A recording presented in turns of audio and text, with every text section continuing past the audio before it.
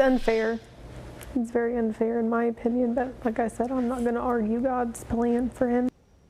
A Norman mom still recovering from a crash that severely injured her and also took the life of her son. Megan Barnett was on the way to a Monday night football game in Kansas City last month with her son, Connor. It's a story you saw first on KOCO 5. Well, since then, their story has touched thousands of people, even got the Kansas City Chiefs and the Tampa Bay Buccaneers to donate to a GoFundMe for them. And tonight, KOCO's Zach Riel joining us live with an update on how Megan is doing. Zach?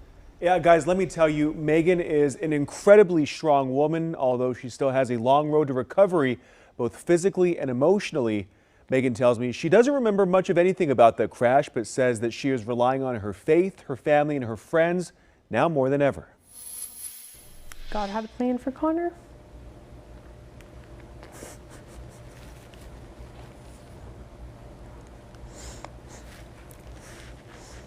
I can't be mad at it. Megan Barnett still coming to terms with what happened at the beginning of November. It's supposed to be super fun, super great.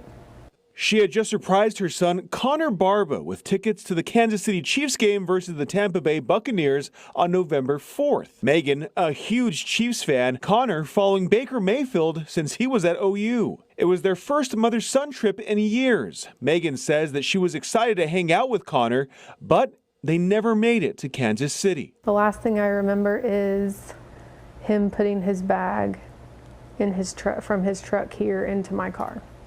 So I don't remember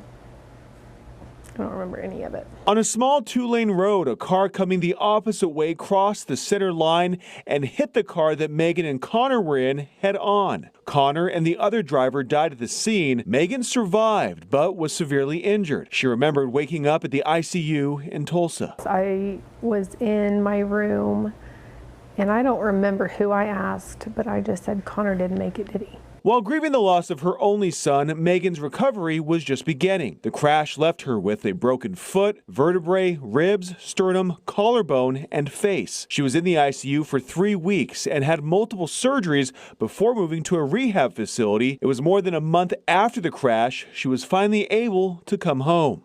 Can't be mad. Can't be angry. Like, I know where he is, and to me, that's all that matters. KOCO first brought you their story, and since then, a GoFundMe set up for them has raised more than $132,000. Baker Mayfield and both teams even donated and sent signed gifts to Megan. I don't know that I have the words to express, like, my gratitude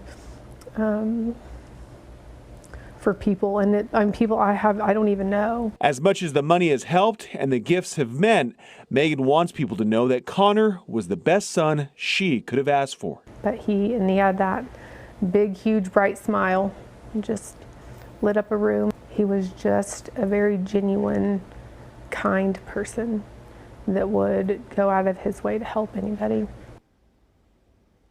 So right now there is a memorial service for Connor set up for next Tuesday at Victory Family Church in Norman. Reporting live, Zach Riel, KOCO 5 News.